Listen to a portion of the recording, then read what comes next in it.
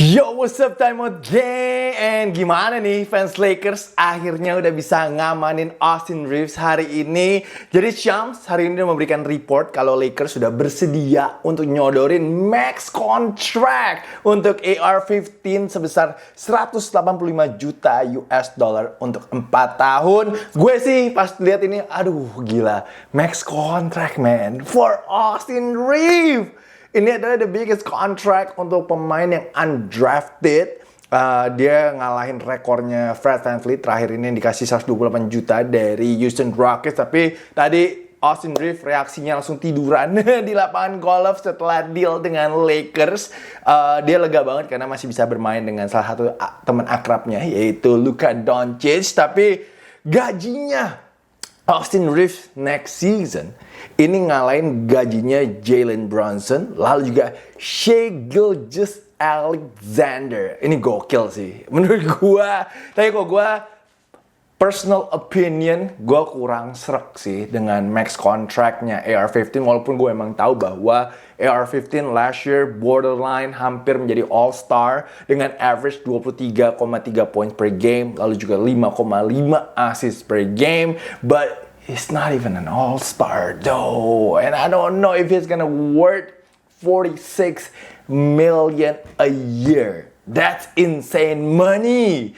Kemarin ini kayaknya juga Detroit Pistons sama Brooklyn Nets ya pengen ataupun juga willing untuk ngasih dia max contract, but obviously Lakers harus amanin si Austin Reeves. Mungkin ini menurut gue juga the bigger picture adalah untuk bisa keep Luka Doncic happy pastinya, untuk bisa keep Luka Doncic for a long term nantinya with the Los Angeles Lakers. Kita tahu bagaimana relationship-nya Luka and AR-15. Kita tahu nih komedi banget lah dua orang ini, sering banget kayak bercanda-bercanda juga di lapangan. Jadi I think Lakers willing to give him a max contract just because once again dia mungkin juga bisa jadi second option next year bersama Lakers, and obviously juga untuk bisa aja mengejar championship nantinya dengan duo AR-15 dan juga Luka Doncic. But that defense though, kalian tahu Luka sama AR-15 benar-benar weakling banget sih untuk defense-nya Los Angeles Lakers. Ya kita sekarang mungkin menunggu aja sih Rob Pelinka mencari pemain yang free agent mungkin, ataupun juga ada trade, you never know, untuk bisa bantuin defense-nya Luka and Austin. Karena sekarang ini ada gosip bahwa Lakers mungkin aja open untuk nge-trade LeBron James dengan Jared Allen. Gokil sih kalau LeBron pulang kampung. Itu pasti rame banget sih. Kita tahu juga LeBron mungkin in his last few season, I don't know, maybe last season, next year ini kita nggak pernah tahu. Tapi kalau Lakers mungkin core-nya adalah AR-15, Luka, and Jared Allen, maybe not too bad. Berani nggak tapi nih fans Lakers lepas Opa LeBron? Itu I think pertanyaan yang lebih besar sih. Tapi I think kalau Lakers ingin mengejar championship, I think it's time to move on sih from LeBron James. Gue tahu Opa LeBron masih bisa carry, masih bisa 30 points, 10 rebounds, masih bisa triple-double. Tapi kayaknya next year energinya dia akan susah sih untuk bisa gendong Lakers lagi. I think apalagi ntar kok udah mau farewell tour, walaupun gue tahu LeBron nggak mau farewell tour, but again nggak mungkin lah Adam Silver nggak mau tahu kapan tahun terakhirnya LeBron, cause that's gonna sell tickets guys, that's gonna sell tickets obviously. Media circus juga itu akan jadi attention yang sangat besar sekali untuk semua media, pastinya akan mencoba untuk datang untuk lihat LeBron. Fans juga I think willing to pay like maybe $500, $600 just to see mungkin the last time LeBron plays. Jadi menurut gue walaupun LeBron gak mau farewell tour, gue yakin tapi NBA pasti akan tahu sih kapan tahun terakhirnya LeBron. So yeah, I think kalau LeBron mau pulang kampung, I'm fine with that. Play with Donovan Mitchell, play with maybe James Harden, that's fine. Menurut kalian gimana Lakers fans? Apakah saatnya Lakers untuk move on from LeBron? Let me know in the column comment di bawah. Kayaknya sekarang pemainnya Lakers yang sisa under contract hanya Vando, Dalton Knecht, and Jake LaRavia kelihatannya ya. Plus kemarin mereka juga baru aja draft rookie terbarunya mereka itu Cameron Carr. Kalau gue baca-baca, Cameron Carr ini dulu kayak pernah main bareng sama Dalton Knecht di Tennessee, tapi setelah itu dia transfer ke Baylor, di mana last season di Baylor average-nya lumayan bagus, 18,2 poin per game, shooting 38% from threes. Kelihatannya Cameron Carter ini bisa be a nice piece sih, bisa become a nice piece alongside si Luka Doncic nantinya, karena obviously Lakers butuh a freak athlete. This guy is a freak athlete, di mana verticalnya 42,5 inches. That's crazy though. This guy can jump out of the gym. Dia di-compare sih kayak mungkin a smaller Trey Murphy sih, atau mungkin mirip kayak Shannon Brown, kalau ingat Shannon Brown dulu di Lakers. But it was a great pick for the Lakers. I think bisa aja dia menjadi 6-man ataupun juga 7-man-nya untuk Lakers. Gue gak akan kaget kalau dia bisa langsung kontribusi untuk Lakers next season ini. Tapi off season ini obviously banyak banget pemain-pemain yang restricted, unrestricted free agent like DeAndre Ayton, lalu juga Marcus Smart, of course LeBron James. Lakers have to make decision, Rob Pelinka harus make decision, and this is gonna be really important karena kita tahu ya Luka pengen juara, Lakers pengen juara, so they have to make the right decision this upcoming off season. Gue penasaran banget sih apa yang akan dilakukan sama Lakers sih, siapa yang akan desain, gue penasaran banget asli. Tapi yang penasaran juga adalah LaMelo Ball, tiba-tiba hari ini bisa ada di trading block. Tadi gue kaget banget jujur pas baca reportnya, karena Charlotte was doing so well, apalagi tahun ini. Sejak berganti kalender 2026, starting five-nya mereka doing really well. Hornets finish kalau nggak salah dengan rekor 28-10, seingat gue masuk ke play-in tournament as well. Sayangnya emang gak masuk ke playoff. Their best record, man. This was their best record I think in the last 10 years. Gue mikir mereka akan lanjutin sih starting core mereka, yaitu LaMelo, Con Knipol, rookie, Brandon Miller, Miles Bridges, dan juga Musa Diabate. Tapi gue gak tahu apa yang terjadi karena 5 pemain itu sangat menjanjikan banget sih. Mereka sangat menjanjikan banget ke depannya. Atau mungkin gue rasa Hornets mau sell high aja ya. Apalagi kita tahu LaMelo coming off an amazing year. Tapi emang kita gak boleh lupa, LaMelo itu sering cedera, lalu juga pastinya gajinya gede. Banyak orang yang mungkin juga masih doubt LaMelo ya, apakah dia seorang winners atau tidak. Jadi mungkin sekarang ini adalah waktu yang tepat kalau memang Hornets mau berpisah dengan LaMelo Ball. Obviously they can sell really high. Tapi sekarang ini memang gosipnya yang bisa dapetin LaMelo adalah Toronto Raptors ataupun juga Minnesota Timberwolves. Tapi gue gak kebayang sih kalau ke Timberwolves sih. Itu guardnya akan lead banget sih, karena akan ada LaMelo Ball, akan ada Ant-Man, ada Ayo Dosunmu, ditambah mereka baru aja ngedraft Isaiah Evans from Duke. Oh my god, gue sih jujur pengen sih lihat LaMelo sih ke Minnesota, walaupun gue nggak tahu paketnya seperti apa ya.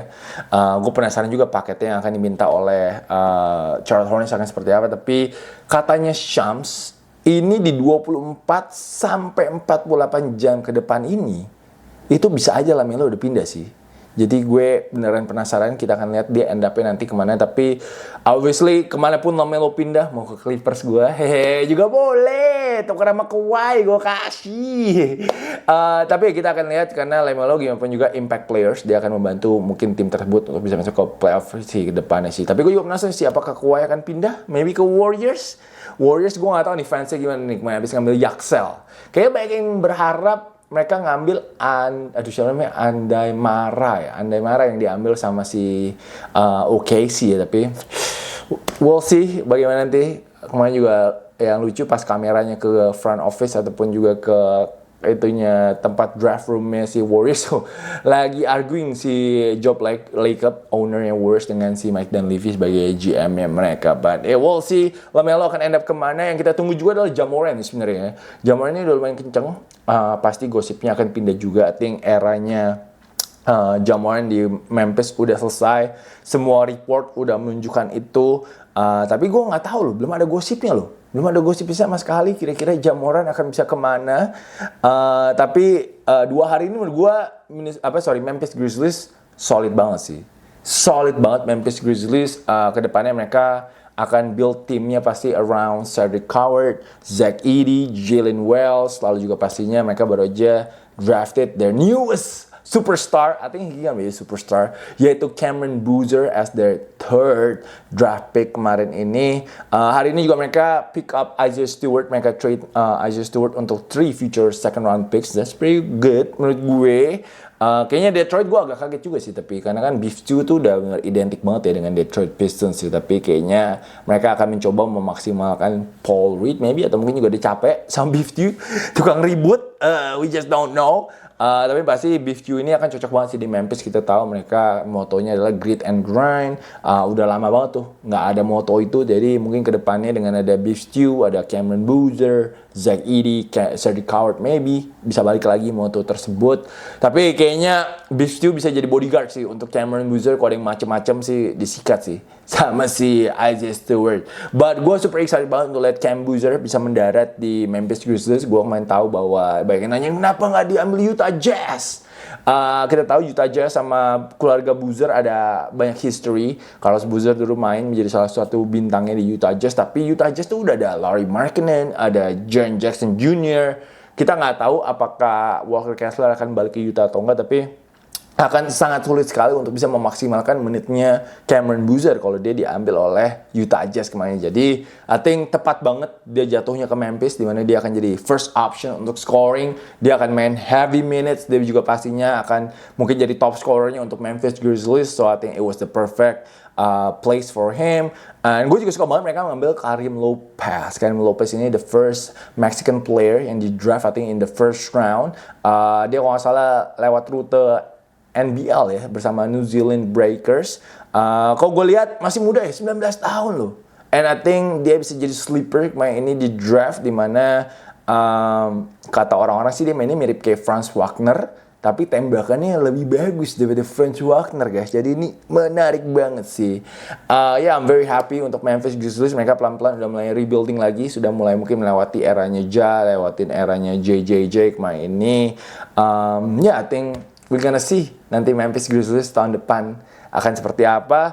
Tapi timeout itu aja guys. Timeout pendek banget, cuma 12 menit sih. I mean, I just wanna update you guys on Austin Reeves situation. Obviously banyak banget Lakers fans yang pasti akan nonton timeout. Semoga amin. Jadi ditunggu aja ntar kalau ada pergerakan lagi di off season ini, pastinya kita akan bahas lagi di timeout. Mungkin ya memang timeoutnya nggak akan bisa lama-lama karena ya pembahasannya terbatas lagi ke off season.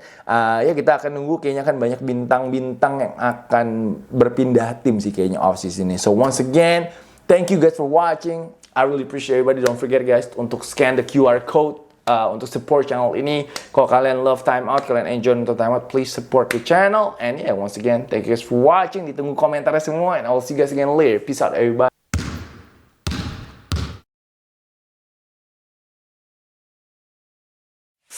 Please join my channel guys.